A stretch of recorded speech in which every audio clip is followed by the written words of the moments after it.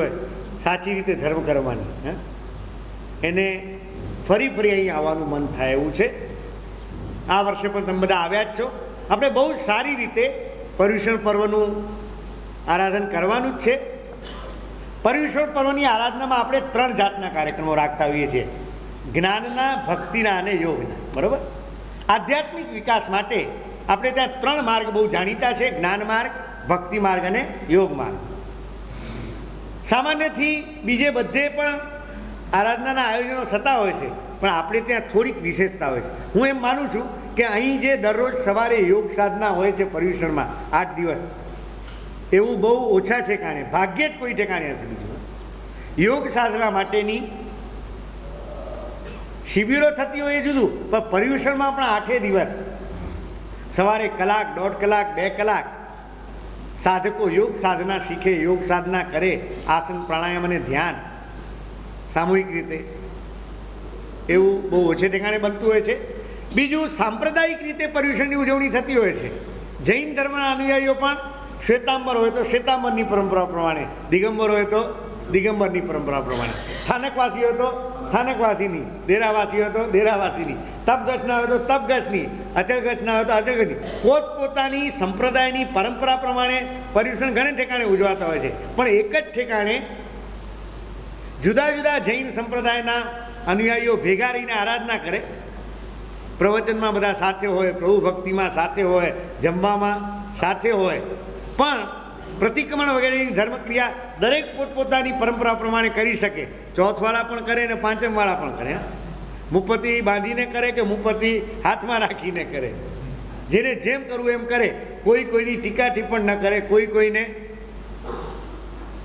સાચા ખોટા ન કહે. દરેક પોતપોતાની શ્રદ્ધા પ્રમાણે, ગુરુ પરંપરા પ્રમાણે જે શીખ્યા હોય એ પ્રેમથી કરે.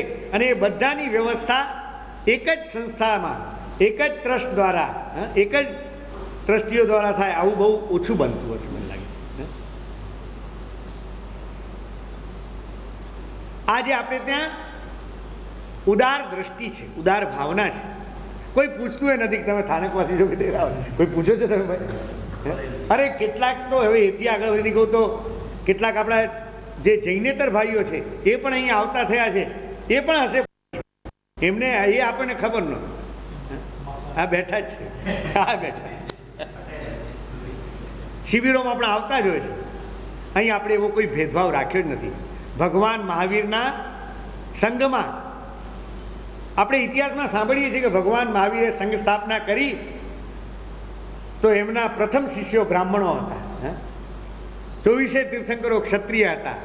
અને ભગવાનના શિષ્યો તરીકે રાજાઓ આવતા, રાજકુમારો આવતા, ક્ષત્રિયો આવતા, બ્રાહ્મણો આવતા, શ્રેષ્ઠીઓ આવતા, વણિકો આવતા, ઇવન શુદ્ર જ્ઞાતિના પણ આવતા. ભગવાનના શિષ્ય તરીકે મેતારજ મુનિ ને હરિકેશ મુનિના ઉલ્લેખો છે કે નહીં? કોણ હતા મેતારજ મુનિ? કોણ હતા હરિકેશી મુનિ? ઇતિહાસમાં ડોક્યું કરીએ તો આપણને સમજાય છે કે ભગવાન મહાવીરનો ધર્મ એ આત્માનો ધર્મ હતો. એ આત્મકલ્યાણ માટેનો ધર્મ હતો. આત્માને શુદ્ધ કરવા માંગતા, આત્માને ઉન્નત બનાવવા માંગતા દરેક વ્યક્તિ માટે એમના દ્વાર ખુલ્લા હતા. ભગવાન મહાવીરે પોતે કહ્યું છે, કમુણા બંબણો હોય, કમુણા હોય ખત્તીઓ, કમુણા વૈસો હોય, કમુણા હોય સાવગો. માણસ જન્મથી નહીં કર્મથી મહાન બને છે. જન્મ કદાચ સારા કુટુંબમાં થયો હોય, પણ જો સારા સંસ્કાર ના મળે અને એ સંસ્કારોને જો ટકાવે નહીં માણસ અને જીવનમાં સારી રીતે જીવે નહીં, બ્રાહ્મણના કુટુંબમાં, બ્રાહ્મણના ઘરે જન્મ્યો હોય પણ દારૂ પીતો ને માંસ ખાતો થઈ જાય તો તમે ક્યાં જન્મ્યા છો નહીં, એ જ્યાં તમને જન્મ મળ્યો એના જે ઉત્તમ સંસ્કારો છે એને તમે જાળવ્યા છે કે નહીં, એ મહત્વનું છે. તો ભગવાન મહાવીરની જે વિશાળ દ્રષ્ટિ હતી એને ધ્યાનમાં રાખીને આપણે તો અહીં પૂરેપૂરો પ્રયત્ન કરીએ છીએ. ભગવાન મહાવીરની આત્મદ્રષ્ટિ અને અનેકાંત દ્રષ્ટિ.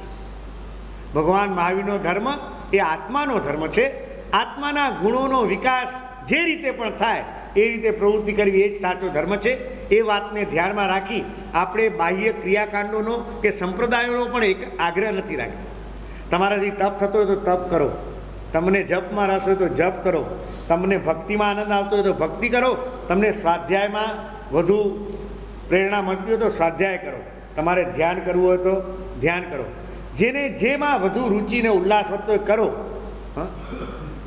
આત્માના વિકાસ માટે કોઈ એક જ માર્ગ નથી. ભગવાને અનેક માર્ગો બતાવ્યા છે. દરેકને જુદી જુદી પ્રકૃતિ ભૂમિકા પ્રમાણે જુદા જુદા માર્ગો માફક આવે, બધાને એ કરવાની છૂટ છે. આપણે કોઈને આ ચડિયા તો ને આ ઉતરતો એવું માનતા નથી. અઠ્ઠાઈ કરે તો એ માન આરાધક અને 3 વાર જમે ના, એવું આપણે ત્યાં નથી. હા, તમારે તપશ્ચર્યા થતી હોય કરો, જરૂર કરો, ભાવથી કરો, દેખાદેખી કરવાની જરૂર નથી. ધર્મ છે કોઈને દેખાડવા માટે કરવાનો નથી. આપણા ચિત્તમાં જે જન્મ જન્માંતરથી કેટલીક વૃત્તિઓ વાસનાઓ ઘર કરી ગઈ છે, એમાંથી મુક્ત થવા માટે સાધના જરૂર કરો. આહાર સંજ્ઞા, ખાવાની સંજ્ઞા, ખાવાની લાલસા, એના સંસ્કારો એટલા ઘૂંટાયેલા છે. એટલે ભગવાને જ કીધું કે આ તારી આહાર સંજ્ઞામાંથી મુક્ત થવું હોય તો તપ ધર્મની સાધના કર.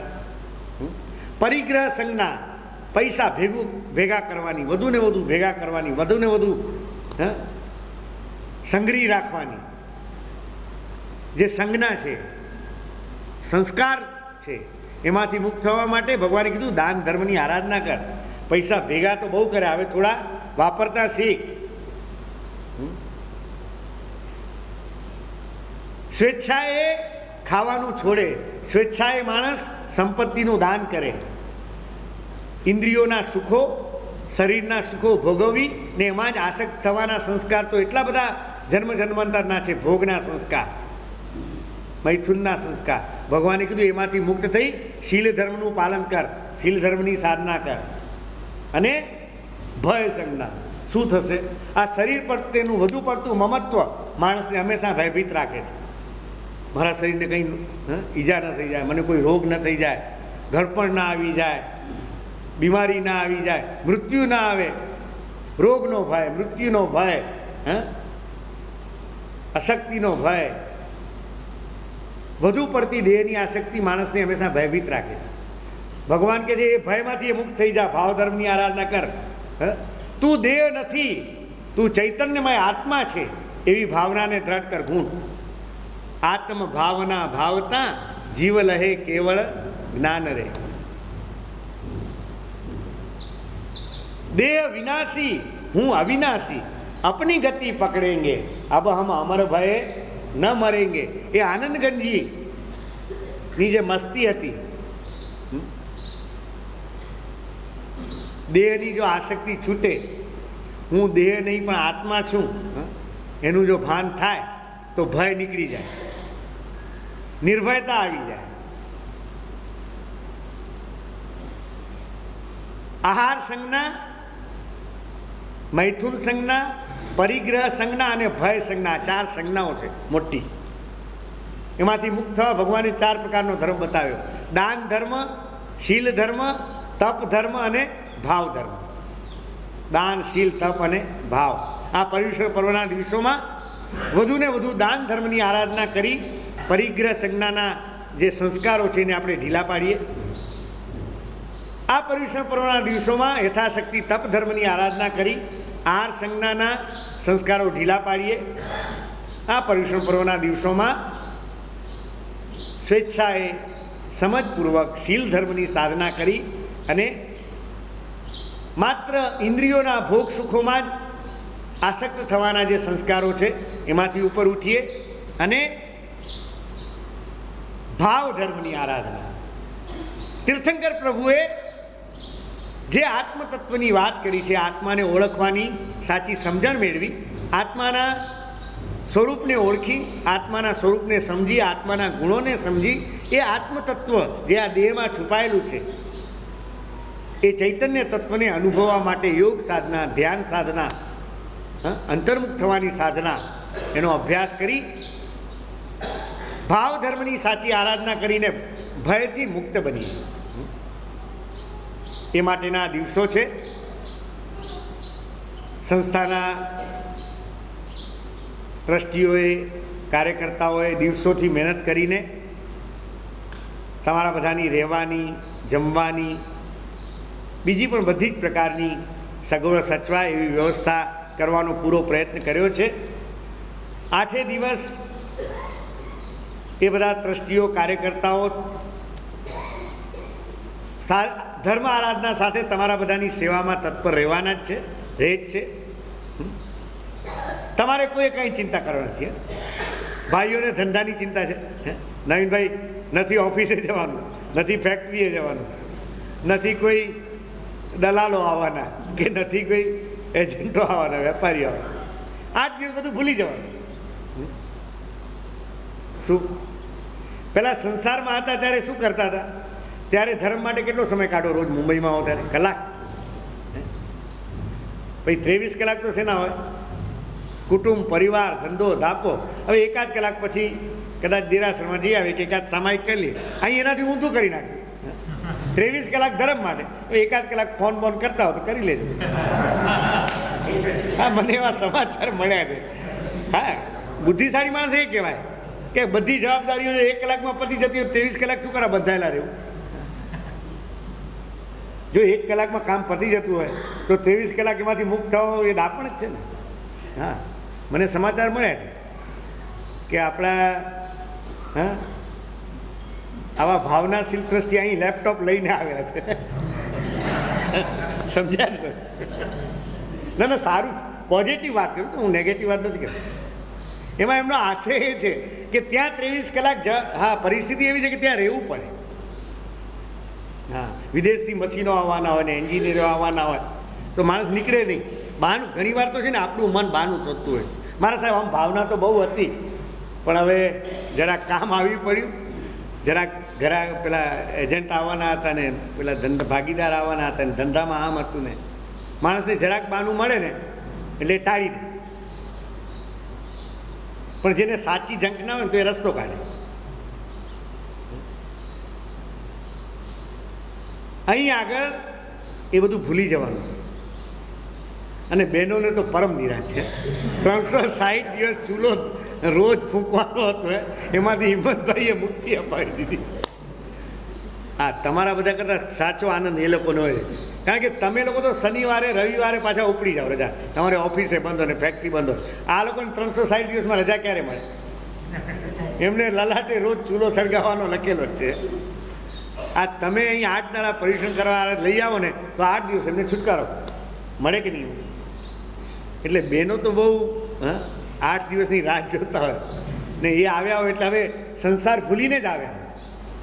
8 દિવસ જ્યારે મળી જ છે મુક્તિ સંસારની જવાબદારીઓમાંથી. નહીં તો રોજ સવારે ઉઠો એટલે ચા પાણી તૈયાર કરવાના છે ને, છોકરાઓને સ્કૂલે મોકલવાના છે ને, મોટાઓ માટે પાછો નાસ્તો તૈયાર કરવાનો છે ને, ટિફિન તૈયાર કરવાનો છે. 12 વાગ્યા સુધી ફ્રી હોય બેન. ખરેખર એ લોકોની જે સમર્પણ ભાવના છે ને, સેવા છે ને, તમારા બધાના કુટુંબો કોને કારણે ચાલે? તમારા કારણે, તમારી હોય છે. આપણી માતાઓ, બહેનો, એ લોકોનો ભોગ ઓછો હોય છે કુટુંબ માટે.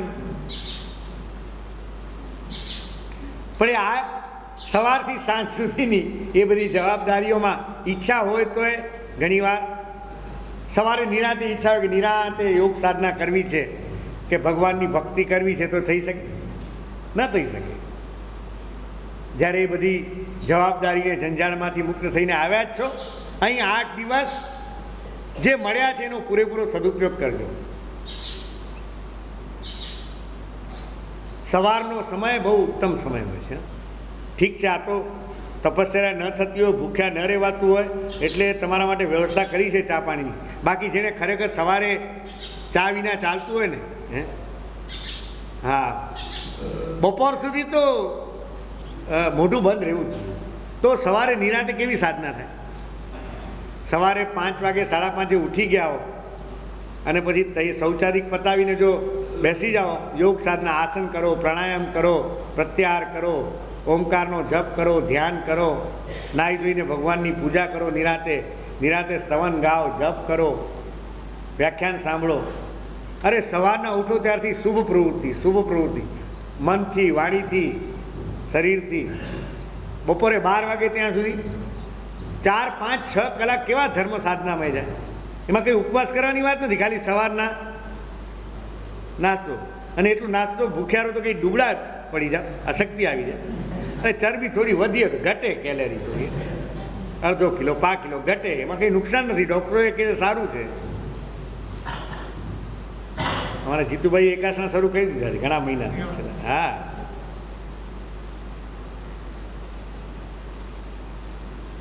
જો ટ્રસ્ટીઓ તો તમારા માટે બધી સગવડ કરશે. એમાં અમારા હિંમતભાઈ છે ને, એ તો કે ભાઈ એ લોકોને તપસ્યા કરવી કરે આર્સના, અમે તો મીઠાઈને ફરસાણ ખવડાવવાનું છે. પછી 8 દિવસ મીઠાઈ. એમની ફરજ છે સાધર્મિક ભક્તિ કરવાની, પણ સાધર્મિકોની આરાધકોની ફરજ શું? ટિફિન બોક્સ ફૂલ કરવાનું. ભક્તિનો લાભ લેનારા ભક્તિ કરે, આયોજન કરનારા આયોજન કરે. એમાં આપણી ફરજ શું છે આપણે વિચારવું. હું એમ નથી કહેતો કે તમે અઠ્ઠાઈ કરો કે માસખમણ કરો, પણ આહાર સંયમનો અભ્યાસ કરવો જ જોઈએ આ દિવસોમાં. આ દિવસો એ આહાર સંજ્ઞાને પુષ્ટ કરવાના દિવસો નથી, આહાર સંજ્ઞામાંથી મુક્ત થવાના દિવસો છે. અને એનો સ્વેચ્છાએ કરવો જોઈએ અભ્યાસ. સામે બધી સગવડ હોય અને સ્વેચ્છાએ છોડીએ એ જ ખરો ત્યાગ કહેવાય.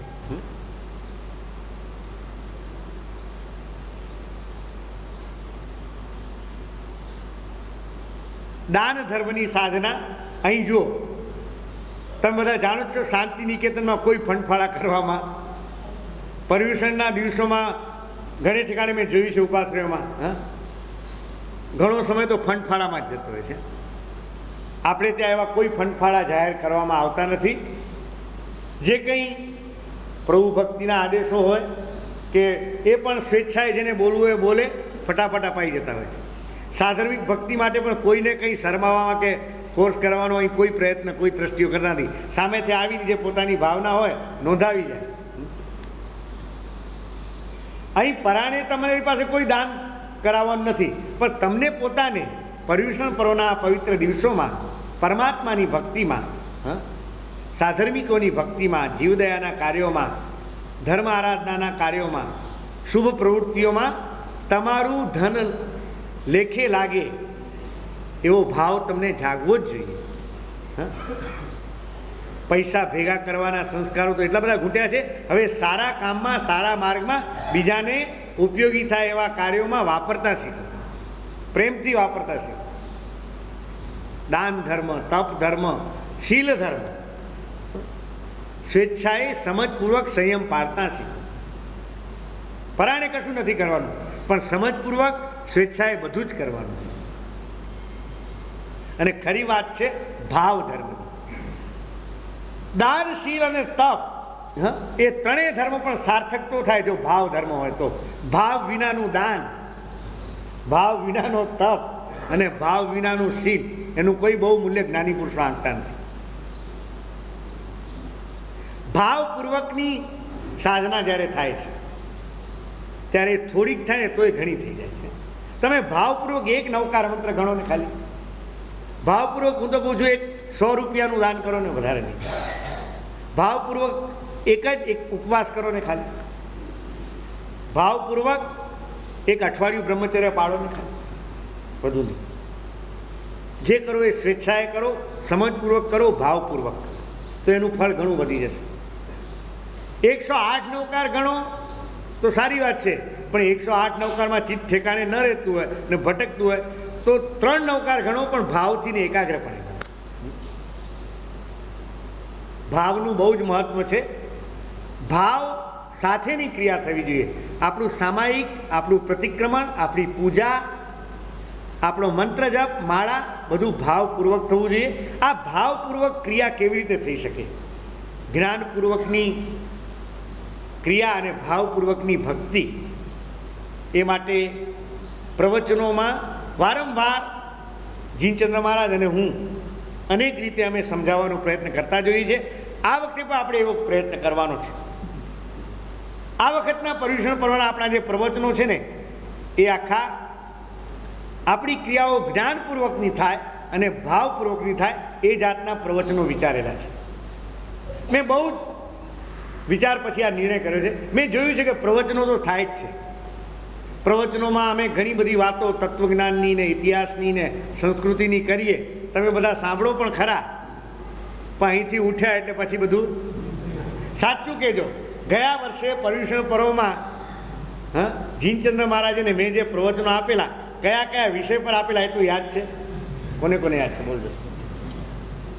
શેના વિશે પ્રવચનો આપેલા મેં? બોલો કયા વિશે? ગુજરાતીમાં કેટલા આપેલા અને હિન્દીમાં કેટલા આપેલા યાદ છે? એ યાદ નહીં.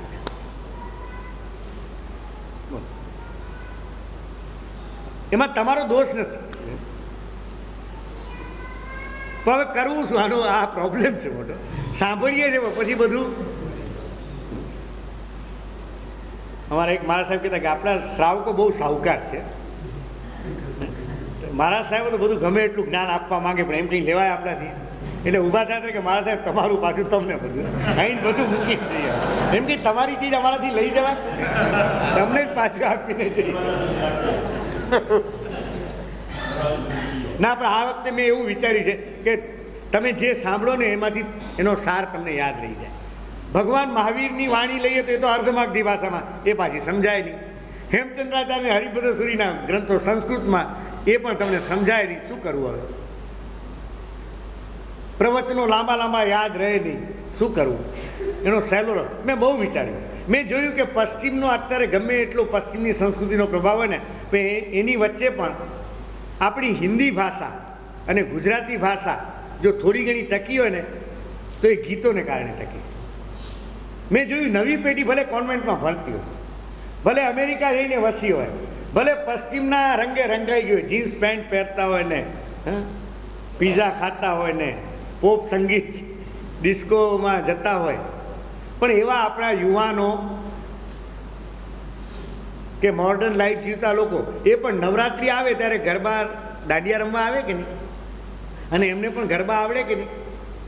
શું નદી કિનારે એક નાળિયેરી રે ભાઈ નાળિયેરી. અંગ્રેજી ભાષામાં ભણેલા હોય, ગમે તો હોય, પણ હિન્દી પિક્ચરના ગીતો તો આવડે કે નહીં પાછા? હિન્દી ભાષાને ટકાવવામાં હિન્દી ફિલ્મ ગીતોનો ફાળો બહુ મોટો છે. અને ગુજરાતી ભાષાને જીવંત રાખવામાં આ ગરબાનો, નવરાત્રિના ગરબાનો ફાળો બહુ મોટો છે. હું આ ભાષાની દ્રષ્ટિએ વાત કરી રહ્યો છું. તો મેં દેશમાં ને વિદેશમાં બધે જોયું કે કોન્વેન્ટ સ્કૂલોમાં ભણેલા ને વિદેશમાં જઈને વસેલા એ પણ હિન્દી કે ગુજરાતી ભાષાના પરિચયમાં આ ગીતોને કારણે રહ્યા છે ને એમને આવડે. એટલે મેં પણ આ વખતે એવું વિચાર્યું છે કે આપણે પણ જૈન ધર્મનું તત્વજ્ઞાન અને જૈન ધર્મની જે આખી બધી સાધનાની ને અધ્યાત્મની વાતો છે ને એના પરિચયમાં રહેવું તો આપણે પણ ગીતોને જ વધુ મહત્ત્વ આપવું જોઈએ. એટલે આ વખતના જે પ્રવચનો છે એ આપણે ગુજરાતી ભાષામાં કે હિન્દી ભાષામાં તમને સમજાય એવી ભાષામાં રચાયેલા ભાવગીતો, પદોને આધારે કરવાના છે. છેલ્લા 300-400 વર્ષમાં થઈ ગયેલા આપણા કેટલાક બહુ મહાન કવિઓ જેના નામ તમે જાણો છો, જેમની રચનાઓ બહુ પ્રખ્યાત છે, એવા કવિઓની 8-10 રચનાઓ મેં પસંદ કરી છે.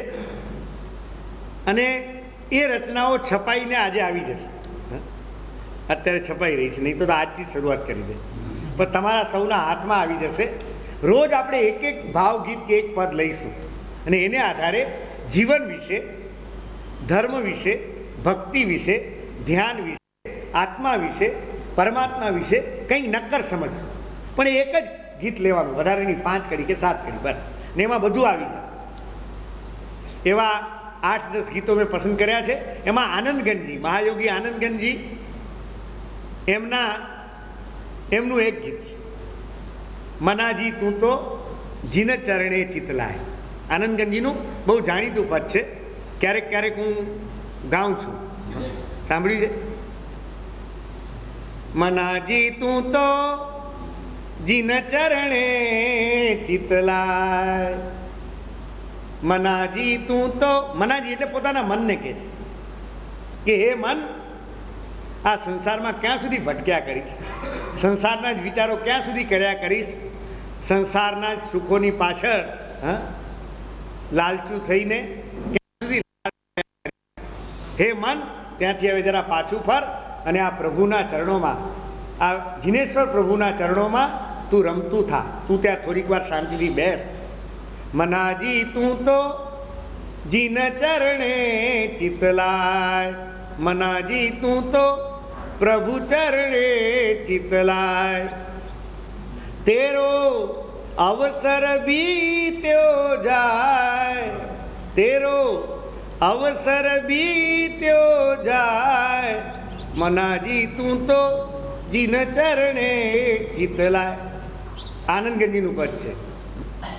બીજું એક પદ લીધું છે ચિદાનંદજી મહારાજનું.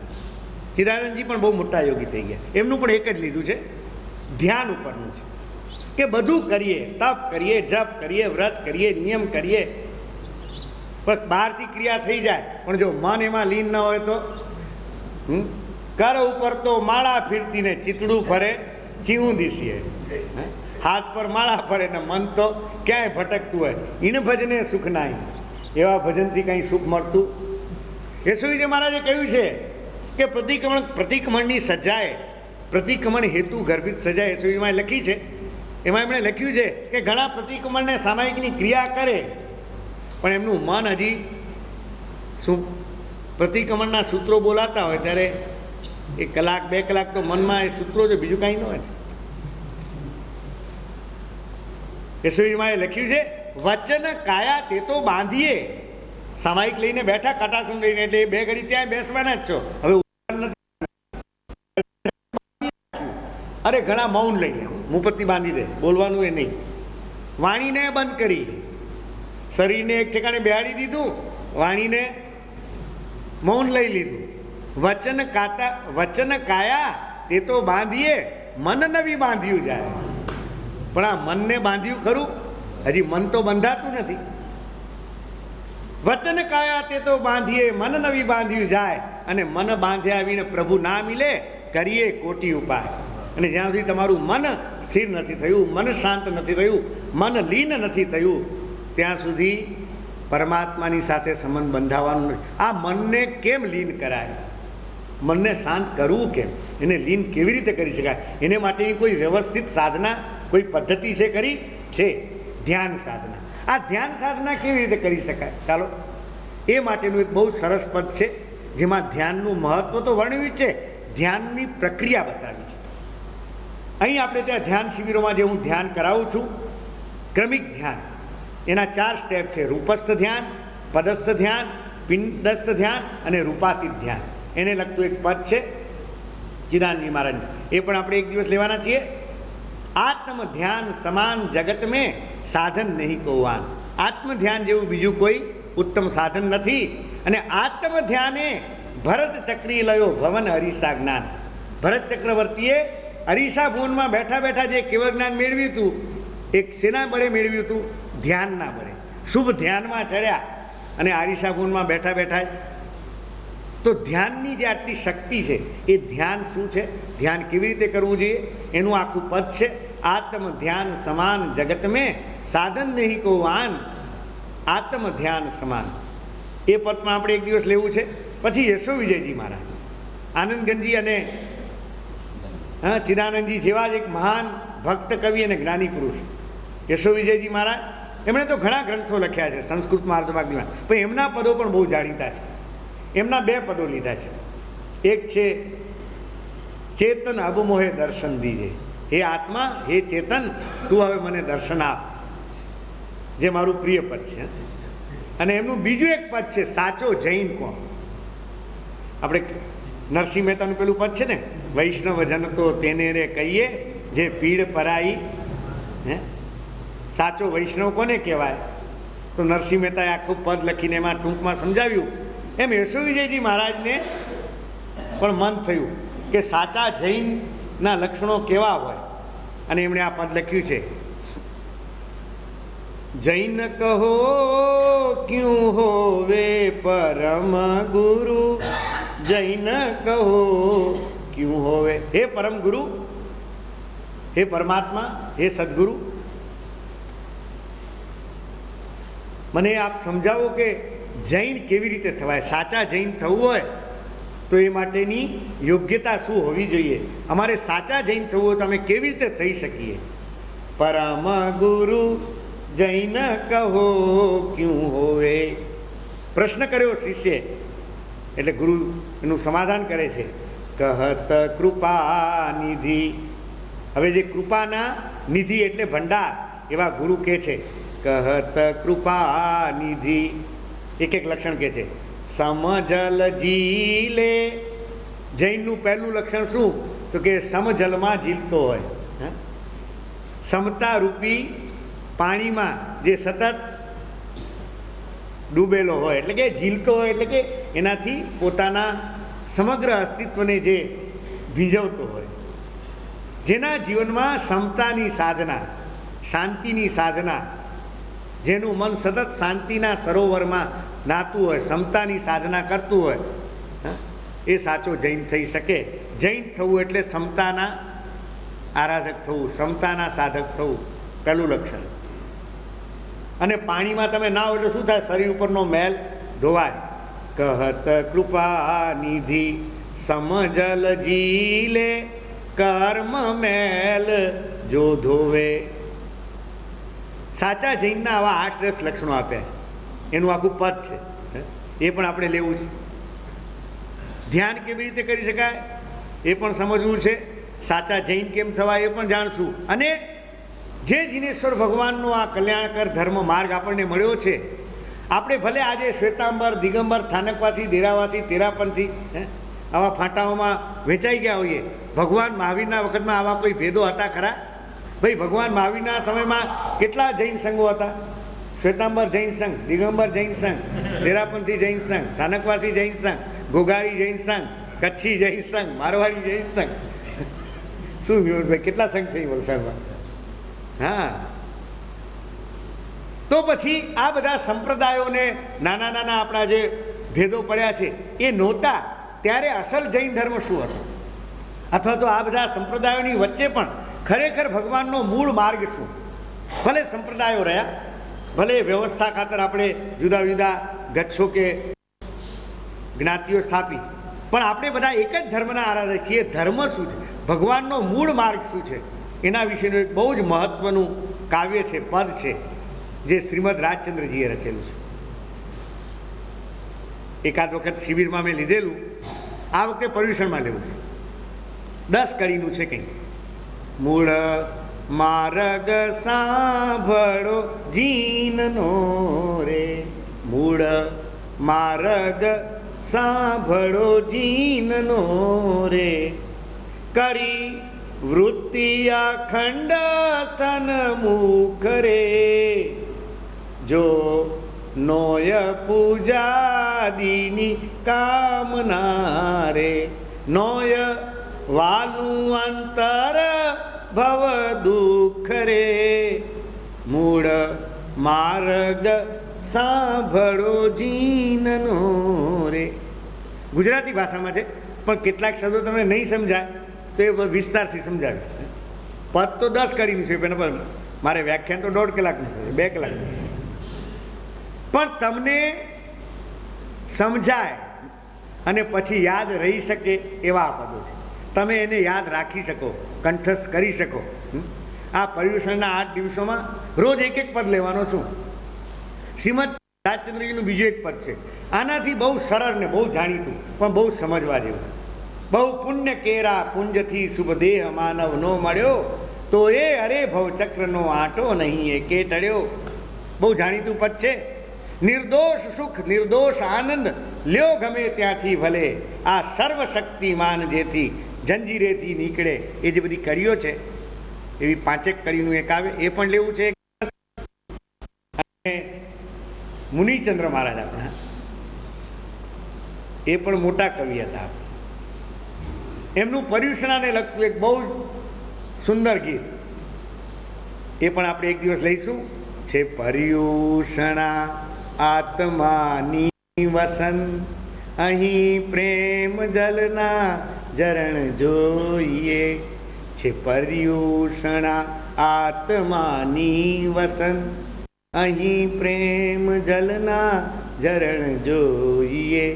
આમ અને જે પહેલું પદ લેવાનું છે આવતીકાલે, એ પ્રિય દર્શન નામના એક કવિ, તમે નામથી કદાચ નહીં ઓળખતા હો,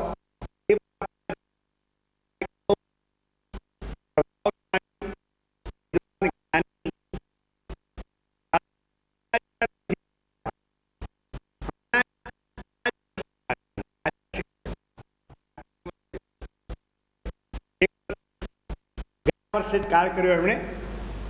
અમારા જ ગુરુ મહારાજના શિષ્ય ગુરુભાઈ હતા.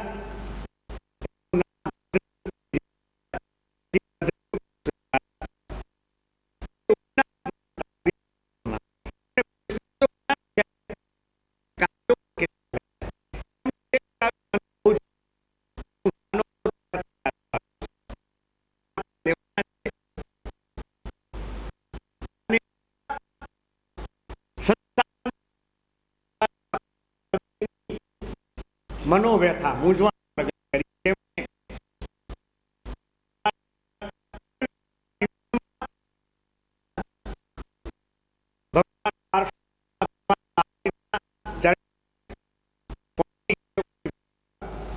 ભગવાનની આગળ પ્રાર્થના કરે છે કે પ્રભુ તમારા ચરણે આવી તો ગયો છું, મનમાં તો બહુ જ ઈચ્છા છે,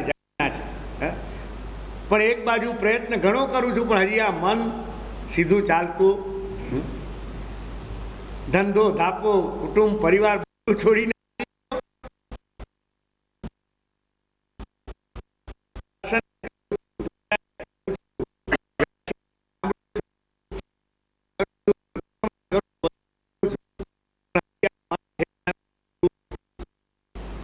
પ્રભુ મારે તાગ જાવું,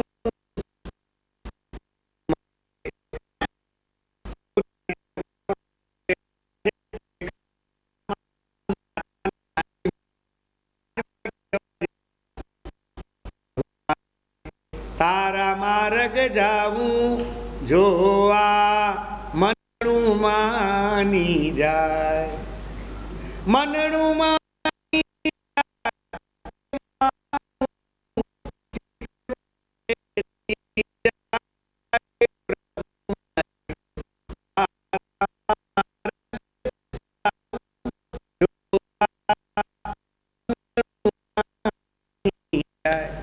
બહુ સરસ ભાષામાં પણ બહુ જ માર્મિક અને હૃદયસ્પર્શી શબ્દો સાથે લખાયેલું એ ભાવગીત છે. આવતીકાલે પહેલું એ લેવાનો વિચાર છે. આ રીતે આપણે જુદા જુદા સંતોના, મહાપુરુષોના પદો કાં ગુજરાતમાં છે,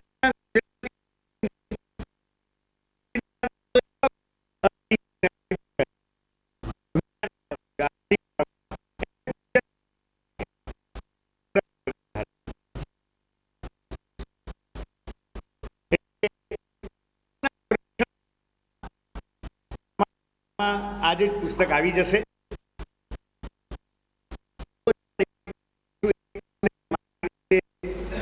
વિસ્તારથી સમજાવવાનો પ્રયત્ન કરીશ અને એ પદ ગાતા ગાતા બીજા બધા ઘણા પદોને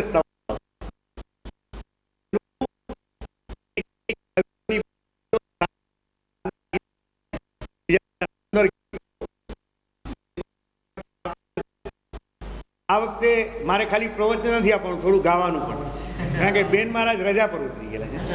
રમે કીર્તિ મહારાજ આ વખતે ગાવાના નથી, એટલે એમણે કીધું કે મારું કામ તમે સંભાળી, એટલે મારે ડબલ કામ કરવાનું.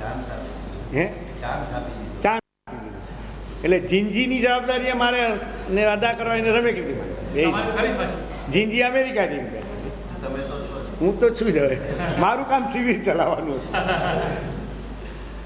રમે કીર્તિ મહારાજને કાનમાં થોડીક તકલીફ હતી અને ગયા અઠવાડિયે ઓપરેશન કરાવ્યું છે. ડૉક્ટરોની મનાઈ છે બોલવાની ને ગાવાની, એટલે આ વખતે બધા રોલ મારે જ ભજવવાના છે. હવે જેવા આવડે એવા પ્રયત્ન કરવાનો છે આપણે.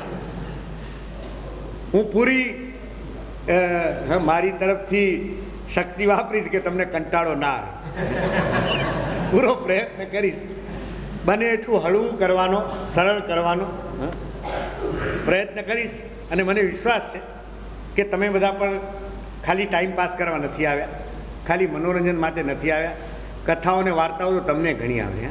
એક હતો રાજા ને એક હતી રાણી, એવી કે વાર્તા સાંભળવા થોડી આવે છે. તમને પણ ખરેખર તત્વ સમજવાની જિજ્ઞાસા છે, અધ્યાત્મની રુચિ છે, આત્મા વિશે, પરમાત્મા વિશે, ભક્તિ વિશે, ધ્યાન વિશે જો સમજવા મળતું હોય જ્ઞાની પુરુષોના વચનોથી, તો એના જેવું તો ઉત્તમ શું હોઈ શકે. એટલે આપણે આ દિવસોમાં સ્વાધ્યાય બહુ સારી રીતે થવાનો છે. બધા સમયસર રોજ જો ભાગ લેશો તો આપણા કાર્યક્રમ બરાબર ચાલશે. બપોરના પ્રવચનો, સવારના પ્રવચનોમાં આ બધા પદોને આધારે લઈશ, અને બપોરના પ્રવચનો 3:30 થી જે 5:30 છે એમાં કલાક સવા કલાક, એકાદ કલાક તો જીતુભાઈ મને હેલ્પ કરવાના છે. ડૉક્ટર જીતુભાઈ શાહ આપણા શાંતિનિકેતનના સાધક છે, કાર્યકર છે, ટ્રસ્ટી છે, તમે બધા ઓળખો છો, અને ભગવાનના ભક્ત છે. એમને નાનપણથી જ વાંચન મનન ચિંતનનો બહુ શોખ, જ્ઞાનના પણ એવા જ રસિયા છે. એમની પર્સનલ લાઇબ્રેરીમાં પણ એક રૂમ રોકાય એટલા પુસ્તકો છે. અને માત્ર જૈન ધર્મ કે તત્વજ્ઞાનનું જ નહીં, અન્ય ચિંતકો, વિચારકો અને ઉચ્ચ સાહિત્ય પણ એમણે સતત વિચારતા રહ્યા છે, પ્રયોગ કરતા રહ્યા છે. તમે બધા જાણો જ છો જીતુભાઈને. છેલ્લા 2-3 વર્ષથી એમના ચિંતનનો પણ તમને લાભ મળે એવો આપણે ગોઠવતા જ રહ્યા છીએ. પહેલાં એકાદ પ્રવચન આપતા, પછી 1-2. આ વખતે આપણે એમને જરાક વધારે જવાબદારી સોંપી દીધી. આ વખતે 5 પ્રવચનો એ આપવાના છે. આજથી જ શરૂ થશે, આજ બપોરથી. આજના પ્રવચનનો બપોરનો એમનો વિષય છે, શું ધર્મ ક્રિયા એ જ ધર્મ છે? એ પોતે એકાસના કરે, રોજ પૂજા કરે છે, પ્રતિક્રમણ પણ કરે છે. એટલે એવું નહીં માનતા કે ધર્મ ક્રિયા નથી કરે, પણ એ ધર્મ અને ધર્મ ક્રિયા અંગે શું સમજે છે? ધર્મ ક્રિયા અને ધર્મ વચ્ચે શું ફરક હોય છે? ધર્મ ક્રિયા પણ ખરેખર શુદ્ધ ધર્મ ક્યારે બની શકે એ અંગે એમણે જે કંઈ જ્ઞાની પુરુષો પાસે એમના વચનોમાંથી જે સાંભળ્યું છે, જે સમજ્યા છે, જે પોતે અનુભવ્યું છે, એ પોતાના વર્ષોના ચિંતન મનન વાંચનનો અનુભવનો સાર તમને મિત્ર ભાવે રજૂ કરશે. ગમતું મળે તો અલ્યા ગુંજેના ભરીએ, ગમતાનો કરીએ ગુલાબ.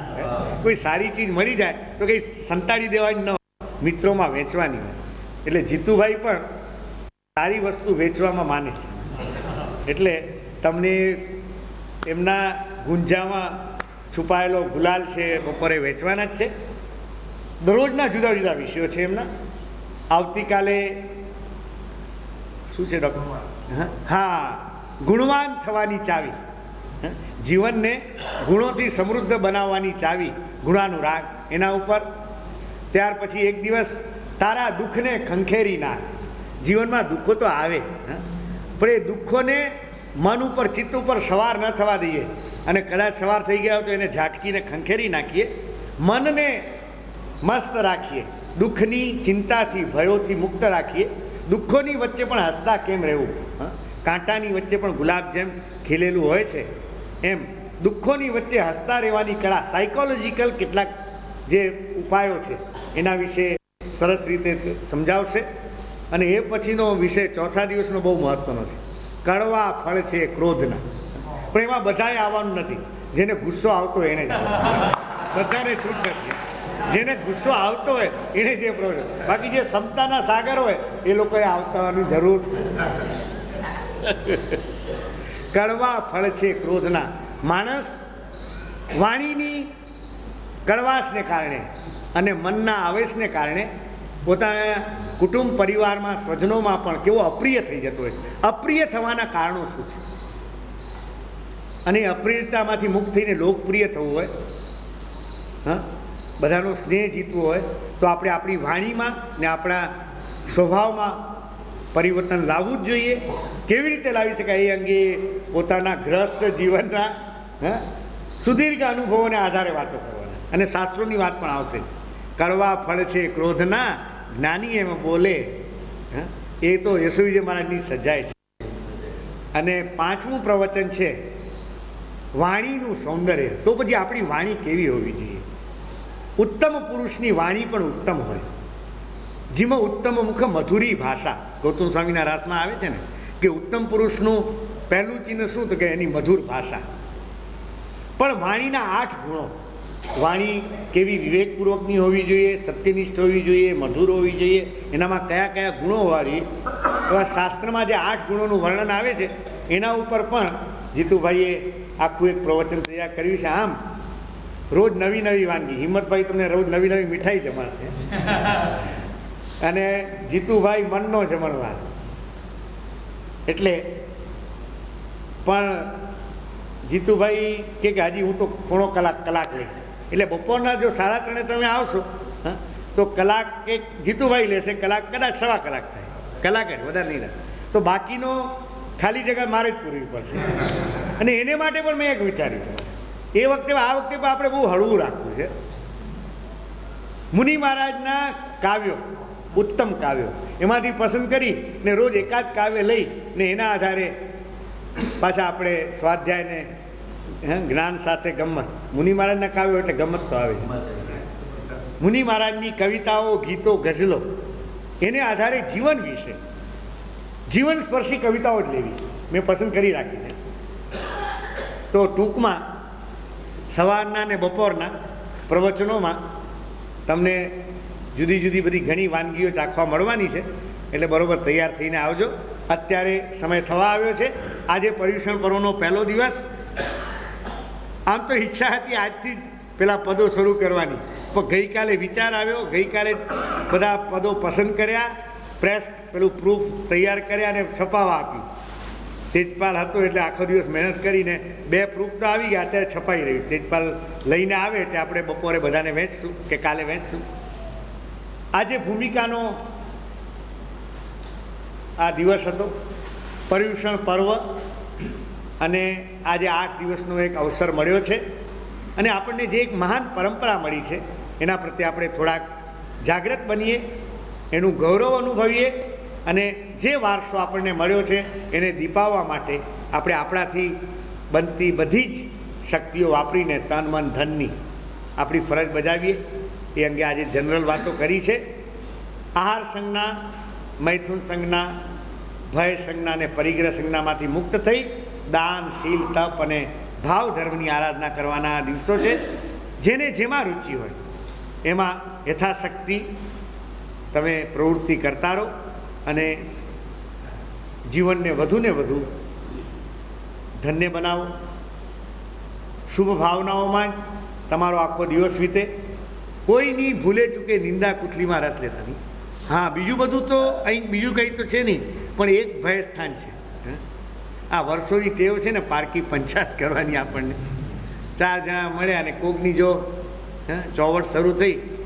આ દિવસોમાં જીભથી બોલવું હોય તો ભગવાનનું નામ કે એમના ગુણગાન, કોઈ મહાપુરુષની વાતો, કોઈ જીવનમાં પ્રેરક બને એવી સ્વાધ્યાયની વાતો કરજો, સ્તવનો ગાજો, સજ્જાયો ગાજો, સ્તુતિઓ ગાજો, સ્નાત્ર છે, મંત્ર જપ કરજો. કાંઈ ન રહ્યો તો મૌન રહેજો. ભૂલે છે કે કોઈની નિંદા કુટલી પંચાયતમાં પડતા નહીં. બીજું, આળસુ થઈને પડ્યા નહીં રહે કે જમી આવ્યા ને હવે રૂમ પર જઈને આખી આરામ કરવા માટે નથી આવ્યા. આખી જિંદગી સૂતા જ રહ્યા છે. જિંદગીનો 3જો ભાગ સૂવામાં જ જાય છે. 24 કલાકમાંથી કેટલા કલાક જાય? રાત્રે 6-7 કલાક સૂઈને બપોરે કલાક, તો 8 કલાક. 24 કલાકમાંથી 8 કલાક, એટલે જિંદગીનો 3જો ભાગ ઊંઘવામાં જ જાય છે. માંડ માંડ આવા જાગવાના કોક દિવસો મળે. પ્રમાદમાં નહીં ગાળતા. આપણા આખા દિવસના જે કાર્યક્રમો છે એમાં ખાલી ભાગ લેશો ને તો એ સરસ રીતે સમય પસાર થશે. અને છતાં વધુ સમય મળે તો ભગવાનનું મંદિર છે, ભોયરું છે, ધ્યાન મંદિર છે, ભક્તિ કરો, જપ કરો, ધ્યાન કરો. યોગ સાધના શીખવી તો બટુકભાઈને આ બધા જેઠાલાલ જૂના સાધકો છે. જૂના સાધકો માટે તો વિશેષ કાર્યક્રમ પણ થોડોક, જે લોકોને બપોરે ઊંઘવાની ટેવ ન હોય, જમ્યા પછી બપોરે 1:30 વાગે જમવાનું પતી જાય, 3:30 વ્યાખ્યાન 2 કલાક છે, બપોરનો ટાઈમ કેમ પાસ કરો સમસ્યા હોય તો જૂના સાધકો મળીને 1-8 કલાક સ્વાધ્યાય કરવાના છે. હજી આપણે પછી જાહેર કરશું બપોરે, બરાબર ને? આજે પહેલો દિવસે જવા દઈએ. આજે બધા આવી જાય પછી નક્કી કરીને કહેજો.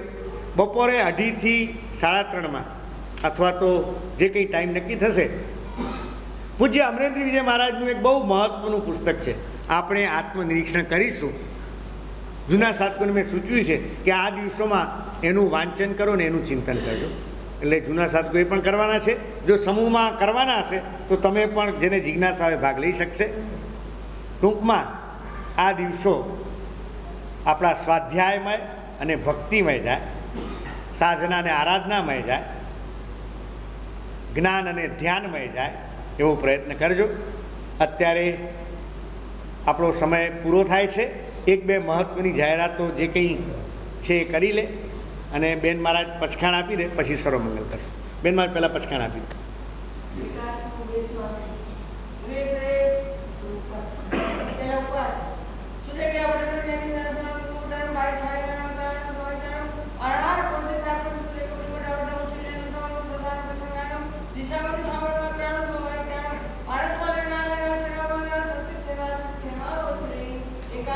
આજનું નવલચંદભાઈનું નામ જાહેર કર્યું, નવલચંદભાઈનું નામ જાહેર કર્યું અને બીજી કંઈ સૂચના પાસ લઈને બધા બાકી કઈ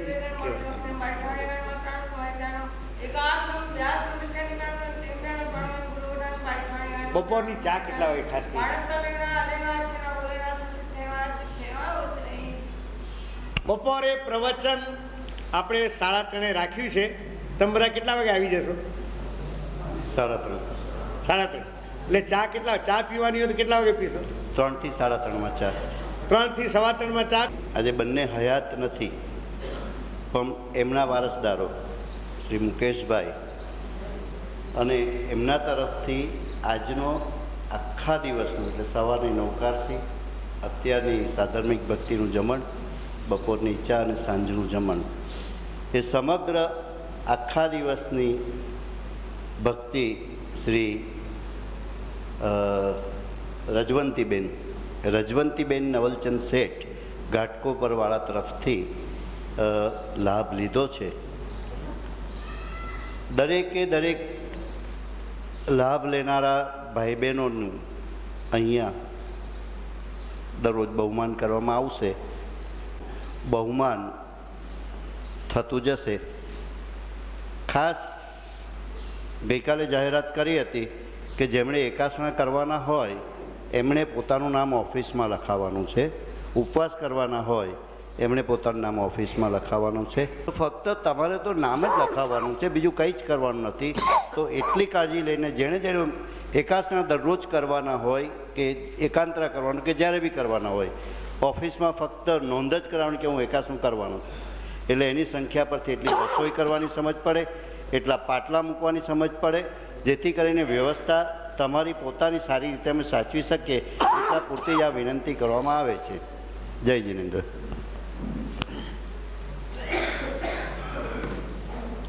સર્વમંગલ માંગલ્યમ સર્વકલ્યાણ કારણમ પ્રધાનમ સર્વધર્માણામ જૈનમ જયતિ શાસનમ. બોલો મહાવીર સ્વામી ભગવાન.